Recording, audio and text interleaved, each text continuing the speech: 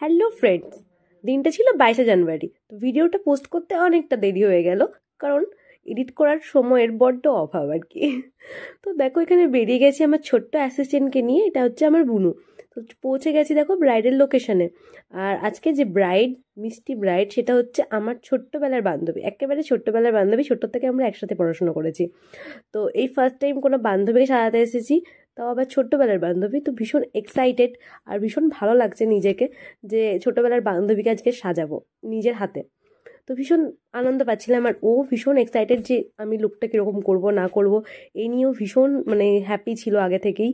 আর আমি ওকে জিজ্ঞাসা করেছিলাম যে ওর কীরকম লুক রাখবে।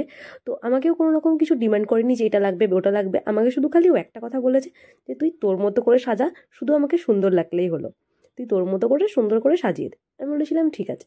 শুধু ওর হেয়ার স্টাইলটা একটা ডিমান্ড ছিল যে হেয়ার স্টাইলটা তুই এরকম করিস। আমি বলেছিলাম অবশ্যই আমি চেষ্টা করব করে দেওয়ার।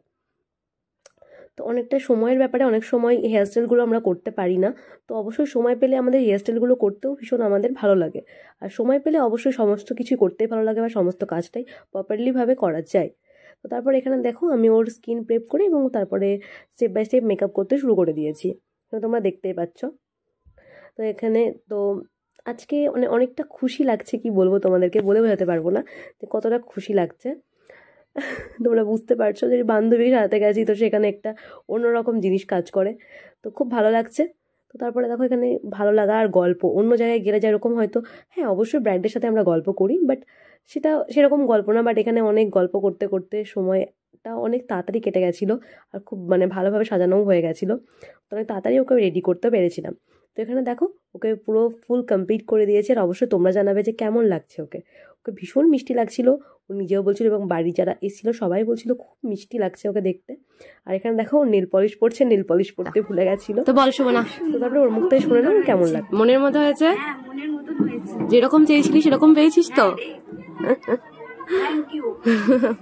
ওয়েলকাম।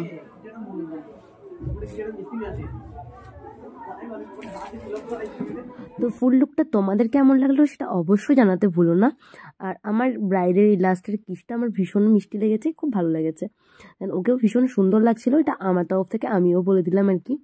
তো আবার নেক্সট কোনো ভিডিও নিয়ে নেক্সট কোনো ব্রাইডকে নিয়ে আবার আসবো। Bye bye.